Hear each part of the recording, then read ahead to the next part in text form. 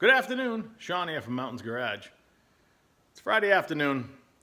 I've been doing a little cleaning. I actually found this bench here. I found a few more projects. I'm mounting the polisher on another trailer hitch. And I watched a YouTube video about making a ball turner for the lathe so I can make like shift knobs. So that's another unfinished project, but we're not gonna worry about that today. I actually cleaned that bench over there a little bit. This is kind of fun. I see people doing this all the time, pointing, so I figured I'd try it. Be equally annoying. And I even cleaned that one a little bit.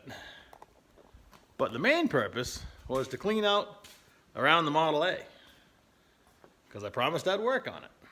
And I'm going to. However, the Novas,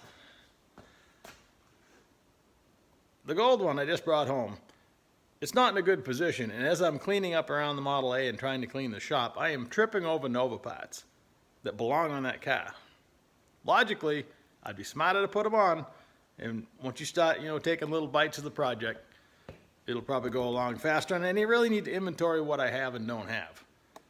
So that's what I'm gonna do today. I'm gonna push it outside, blow the dust off it, because no matter how clean body people try to be, it's just a messy job, and it's got dust everywhere. No overspray that I'm aware of, but it definitely has dust in places you don't want dust.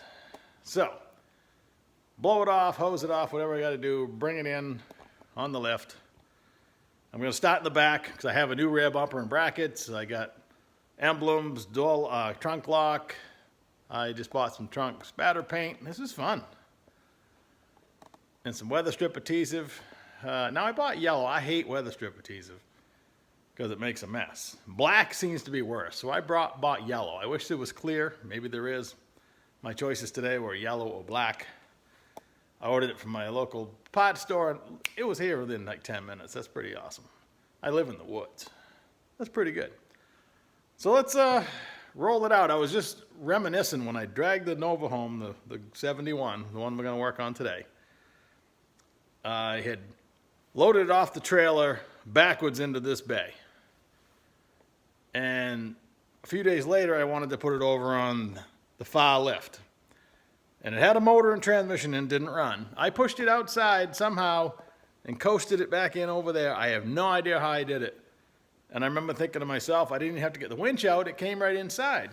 Now it has no motor and transmission, and I'll probably have to winch it back to get it from one bay to the other.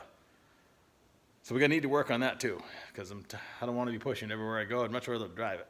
So let's get on it. I've already wasted 3 minutes of your time and I haven't done anything. Well, out went pretty smooth. I was able to guide it back there, lined up with the bay, kind of. Bay. I had a block of wood for a safety emergency brake, but I didn't need it. It was totally controlled. But like a genius, the trunk is still full of stuff and I need to clean that out. So now I get to walk back and forth an extra 50, 60 feet every time, times 2, many trips. Genius move. I should have done it when it was sitting right there. Oh well. An excellent tool for the job is my little Milwaukee M18 blower, leaf blower. So I'll blow it off and blow out the interior. It's going to need a good localized cleaning. Now he did some wet sanding and stuff and got my trunk wet. I mean, I'm painting it anyway, but I'll just sand it all out of there. Kind of makes me sad, but that's okay. Back to blowing. Y'all have seen this movie before. I've never actually used the winch on this lift. I just put a piece of channel between them. In this case, it doesn't sit on the floor because the lift isn't up in the air.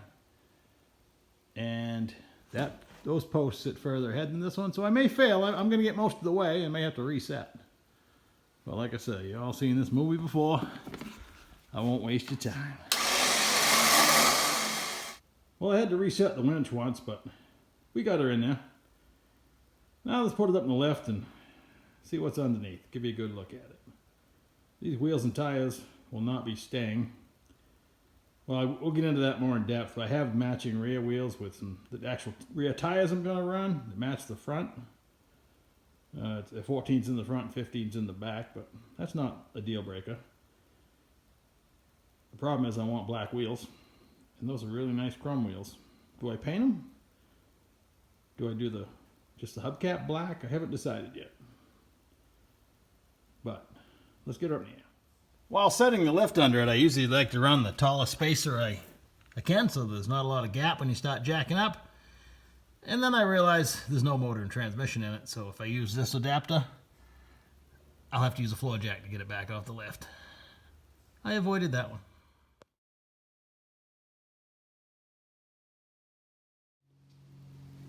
Hold on, Sherman.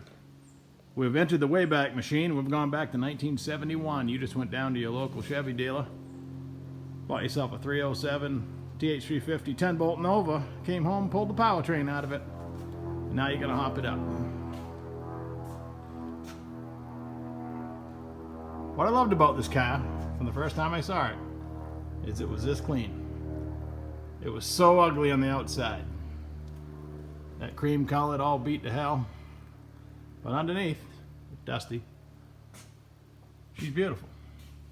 I mean, I haven't done any paint work under here or anything. It's got subframe connectors.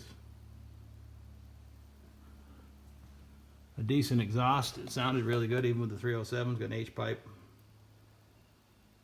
I don't know who made the exhaust. It had hooker headers. I sold one of the one pipe had a big dent in it.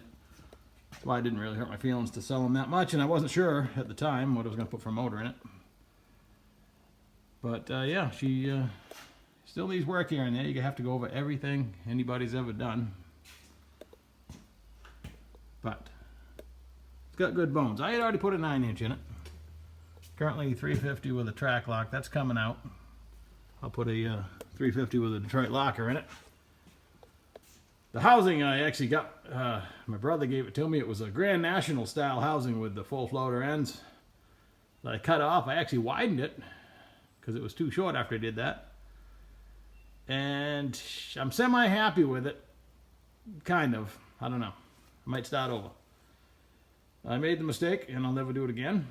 Saving money, I bought the axles from Jegs, which are actually Speedmaster. 31 spline. They're pretty decent looking axle. However, they don't know anything about brake offset. It comes with a spacer that's not cut to the right, to any depth. So I had to figure all that out myself, and of course the spacer presses on, you know, when you're going to destroy the bearings and spacer every time you do it. So I managed to figure it out. I did. It's monoleaf. I've had that all out. I added the Caltrax. Like I say, it had the subframe connectors. Makes it super easy to go on the lift. Now, just got to get busy piecing it together. And I know I said something about okay, maybe I promised the 377 and the 4-speed. Sometimes I dream of a nice stock looking big block with a turbo 400 on the column. Other times I'm thinking LS with a 4L80. I don't know.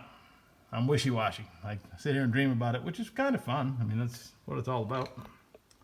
But yeah, she's got good bones. Let's get busy doing something. Almost forgot the brake kit is 11-inch drum for a early big Ford style. But your stock Nova parking brake cables hook right up. So, makes a nice stock looking arrangement, even though it's a 9-inch Ford. Because, you know, gotta hook all that stuff up. Might be a 4-speed. Parking brake's a handy thing. One of the things I've been tripping over is a pile of bumpers. I have a new rear, never even opened. And this one here is also an aftermarket rear with brand new brackets that were never even tightened. It's been used, I think, the bumper, and I'll probably use it on the gray car and take a stock set of brackets and Swiss cheese them pretty hard. But this car, I'm not going to worry about weight. So let's unbox this. I'm going to tape all around there so I don't scratch it putting it on, and see what we can do. So the new bumper's been sitting around a long time. It comes coated inside and some out with some kind of cosmoline or rust protection. So your first instinct would be to go get some cleaner and something caustic and clean all that off and then bolt it on. Well, I can tell you, if you put any chrome bumpers on anything, even if you don't drive it in the snow, any spot that's not protected and you wash the car, it's just going to rust. So I take fluid film, which up here in Maine, you spray this all over your car every fall, and it helps prevent it from rusting. Well, all it is like a liquid wax. So I spray it all over the inside and wipe it off with one of my patented old socks. It shines up like you just waxed it, but it'll leave a nice protective coating. And I'm, always worrying about details. I do every little piece underneath, and hopefully I'll never live long enough for this to rust a hole in it, I hope. Well, that sounds funny, doesn't it? Anyway, I hope it lasts a long time. And it's all about the details. All right, same with the brackets. I just sprayed them with the fluid film, wiped them off. It's an excellent cleaner and leaves a nice protective film. I tapped all the holes, found some new mounting bolts that go through the body in my Nova bolt kit. I got a big collection of stuff, so now I stuck a couple studs in it to help guide me. I taped off the body. Let's continue on. I put a little bit of Never-Seez on the mounting bolts, tossed it up there, snugged up the bolts, and lowered it down so I could remove the tape to make sure I could still get the tape out, and was pretty happy with the way it sat, both horizontally and side to side. No matter what I do, the fit and finish I will achieve will be better than the factory did. The fit and finish back then was horrible, and this is already, now that the body panels have been aligned, it's already better than it ever would be. And this is a Taiwanese bumper. It's from one of the big 3 restoration houses, according to the sticker on the package. But it is what it is. It'll shine up. I gotta get the rest of the Cosmoline off the outside.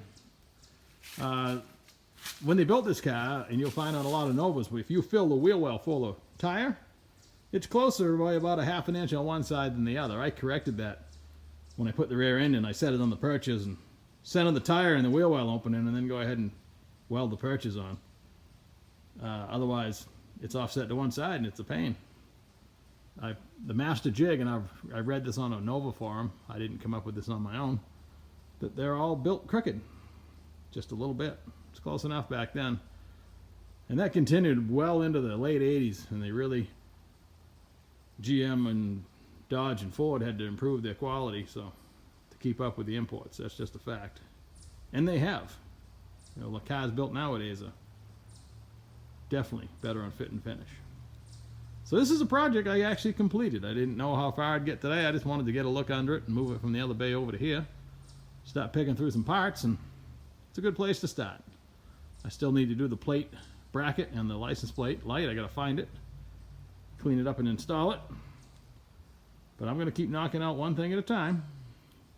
One small bite of the apple every time. I'll film as I go. Thanks for watching. Talk to you soon. Later, bye.